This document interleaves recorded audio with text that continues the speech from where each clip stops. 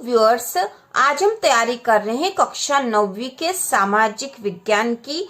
सामाजिक विज्ञान के आपके 4 विषय हैं, उसमें से आज हम भारत और समकालीन विश्व भाग 1 का अध्याय 1 फ्रांसीसी क्रांति। तो ये आपकी इतिहास की पुस्तक है और इसमें अध्याय 1 है फ्रांसीसी क्रांति। इसके इम्पोर्टेंट क्वेश्चन आज हम करने वाले हैं और इस प्रकार हर अध्याय के इम्पोर्टेंट क्वेश्चन हम तैयार करेंगे और एग्जाम की 100% तैयारी करेंगे। तो शुरू करते हैं। प्रश्न नंबर पहला, लुई सोल्वे के समय फ्रांस की आर्थिक स्थिति कैसी थी?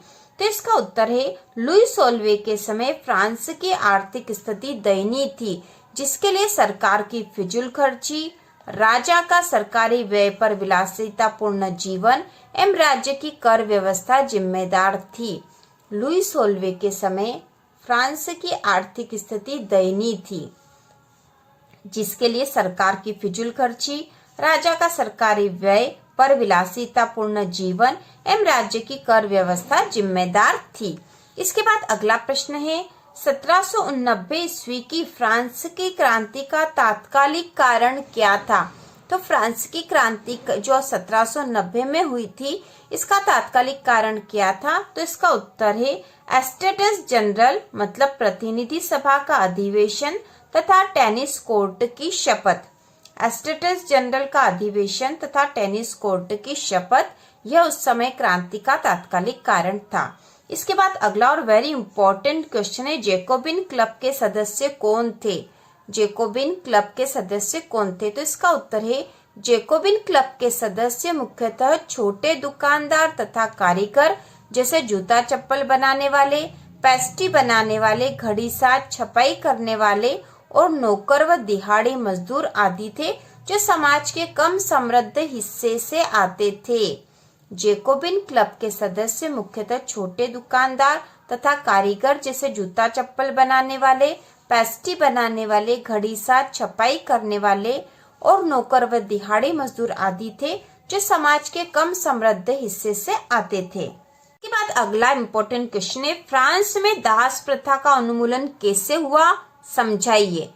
फ्रांस में दास प्रथा का उन्मूलन कैसे हुआ? समझाइए। तो इसका उत्तर है, फ्रांसीसी उपनिवेशों में दास प्रथा का उन्मूलन जैकोबिन शासन के क्रांतिकारी विचारों में से एक था।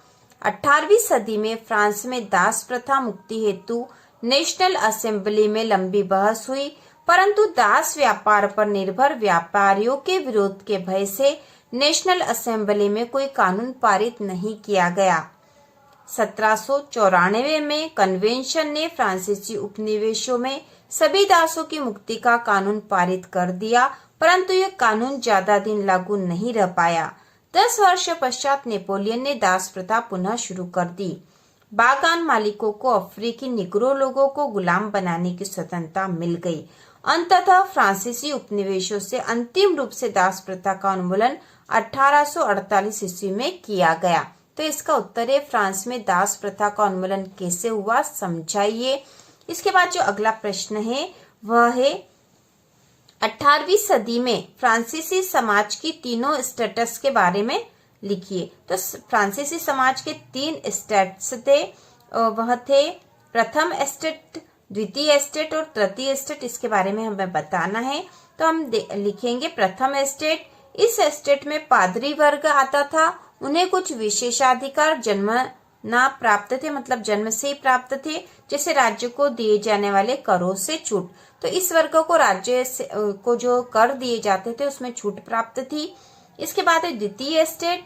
इस एस्टेट में कुलीन वर्ग आता था, इस वर्ग के लोगों को भी राज्य को दिए जाने वाले करों से छूट प्राप्त थी। साथ ही इन्हें कुछ अन्य सामंती विशेषाधिकार भी हासिल थे, वह किसानों से सामंती कर वसूलता था।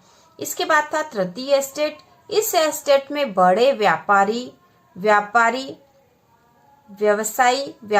अदालती कर्मचारी, वकील, किसान, कारीगर, भूमिहीन, मजदूर और नौकर आदि सम्मिलित थे। राज्य के वित्तीय कामकाज का सारा बोझ करों के माध्यम से यही वर्ग अर्थात जन साधारण वहन करता था। तो इस प्रकार हमने समझ लिया कि 18वीं सदी में फ्रांसीसी समाज में 3 स्टेट थे। ठीक है, तीनों स्टेट के बारे में हमें बताना था, प्रश्न में पूछा गया था। तो 18वीं सदी में फ्रांसीसी समाज के 3 एस्टेट्स में बटा था, प्रथम एस्टेट, द्वितीय एस्टेट और तृतीय एस्टेट। तो जो प्रथम एस्टेट था उसमें पादरी वर्ग आता था। ठीक है, प्रथम इस एस्टेट में पादरी वर्ग आता था और इन्हें कुछ विशेषाधिकार जन्म से ही प्राप्त थे, जैसे राज्य को दिए जाने वाले कर से छूट प्राप्त थी इन्हें। इसके बाद जो द्वितीय एस्टेट है, इस एस्टेट में कुलीन वर्ग आता था, मतलब जो उच्च वर्ग है वो आता था। इस वर्ग के लोगों को भी राज्य को दिए जाने वाले करों से छूट प्राप्त थी। साथ ही इन्हें कुछ अन्य सामंती विशेषाधिकार भी प्राप्त हासिल थे और वो किसानों से सामंती कर भी वसूल करते थे। तो द्वितीय एस्टेट वाले भी करों से, तो इन्हें राज्य को दिए जाने वाले करों से तो इन्हें छूट प्राप्त थी और इन्हें कुछ विशेषाधिकार भी प्राप्त थे। अब जो तृतीय एस्टेट है, इस एस्टेट में बड़े व्यवसायी, व्यापारी, अदालती कर्मचारी, वकील, किसान, कारीगर, भूमिहीन मजदूर और नौकर आदि सम्मिलित थे। राज्य के वित्तीय कामकाज का सारा बोझ करों के माध्यम से यही वर्ग अर्थात जनसाधारण वहन करता था। तो सारे कर चुकाने का काम तृतीय एस्टेट करता था और उसमें सारे कामकाजी लोग आते थे। तो इस प्रकार 3 एस्टेट में बटा था फ्रांसीसी समाज। इसके बाद अगला प्रश्न है, नेपोलियन के उदय को कैसे समझा जा सकता है? नेपोलियन के उदय को कैसे समझा जा सकता है? तो इसका उत्तर है नेपोलियन बोनापार्ट 1769 से 1821, मतलब 1769 में इनका जन्म हुआ था, 1821 में मृत्यु। तो नेपोलियन का जन्म 1769 ईस्वी में कोर्सिका द्वीप की राजधानी अजासियो में हुआ था। नेपोलियन असाधारण प्रतिभा का स्वामी था। फ्रांस की डायरेक्टरी मतलब निर्देशिका द्वारा उसे फ्रांसीसी सेना का सेनापति नियुक्त किया गया था। 10 नवंबर 1799 का नेपोलियन ने डायरेक्टरी को भंग करके फ्रांस की सत्ता अपने हाथों में ले ली। 1804 में नेपोलियन ने खुद को फ्रांस का सम्राट घोषित कर दिया। उसने यूरोप के अनेक राज्यों को जीतकर फ्रांस के साम्राज्य में मिला लिया। नेपोलियन ने ऑस्ट्रिया, प्रशा तथा रूस को पराजित करके फ्रांस की शक्ति और प्रतिष्ठा को शिखर पर पहुंचा दिया। वह इंग्लैंड को भी पराजित करना चाहता था, परंतु 1815 ईस्वी में वाटरलू के युद्ध में मित्र राष्ट्र की सेना ने नेपोलियन को पराजित कर बंदी बना लिया। सन 1821 में सेंट हेलेना द्वीप पर बंदी जीवन काल में ही उसकी मृत्यु हो गई। तो नेपोलियन के उदय को कैसे समझा जा सकता है? तो हम इस प्रकार से समझेंगे कि नेपोलियन बोनापार्ट 1769 से 1821 ये इसका जीवन काल है। नेपोलियन का जन्म 1769 को कोर्सिका द्वीप की राजधानी अजासियो में हुआ था। नेपोलियन असाधारण प्रतिभा का स्वामी था। फ्रांस की निर्देशिका द्वारा उसे फ्रांसीसी सेना का सेनापति नियुक्त किया गया। तो क्योंकि वह असाधारण प्रतिभा का स्वामी था, इसलिए उसे फ्रांसीसी सेना का सेनापति नियुक्त किया गया था। लेकिन 10 नवंबर 1799 को इस दिनांक को नेपोलियन ने डायरेक्टरी मतलब जिसने उसे जो सेनापति बनाया था उस डायरेक्टरी को भंग करके फ्रांस की सत्ता अपने हाथों में ले ली। 1804 को नेपोलियन ने खुद को फ्रांस का सम्राट घोषित कर दिया। उसने यूरोप के अनेक राज्यों को जीतकर फ्रांस के साम्राज्य में मिला लिया। नेपोलियन ने ऑस्ट्रिया, प्रशा तथा रूस को पराजित करके फ्रांस की शक्ति और प्रतिष्ठा को शिखर पर पहुंचा दिया।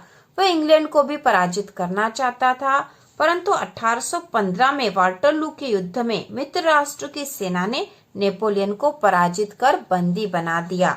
सन 1821 में सेंट हेलेना द्वीप पर बंदी जीवन काल में ही उसकी मृत्यु हो गई। यह नेपोलियन का उदय और उसके अंत तक की पूरी बात है यहाँ पर।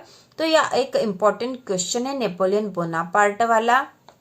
बाद अगला प्रश्न है, फ्रांसीसी क्रांति के परिणाम लिखे। तो फ्रांसीसी क्रांति जो हुई थी उसके क्या परिणाम निकले थे? तो इसका उत्तर है, इसके जो पॉइंट में हम आंसर लिख सकते हैं, सामंतवाद का अंत। फ्रांसीसी क्रांति से फ्रांस में जो सामंतवाद था उसका अंत हो गया था।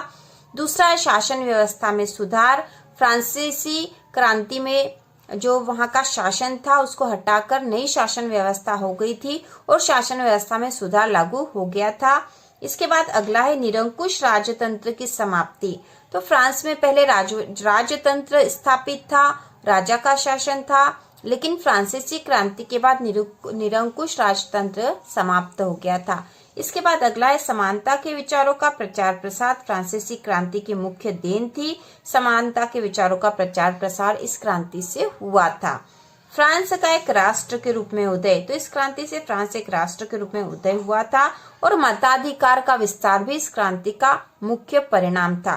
तो इस प्रकार हमने अध्याय 1 कक्षा 9वीं के इतिहास विषय के अध्याय 1 के महत्वपूर्ण प्रश्न देखे हैं। अगले वीडियो में हम अध्याय 2 के महत्वपूर्ण प्रश्न देखेंगे और उसके बाद हम ऑब्जेक्टिव मतलब वैकल्पिक प्रश्नों की तैयारी भी करेंगे।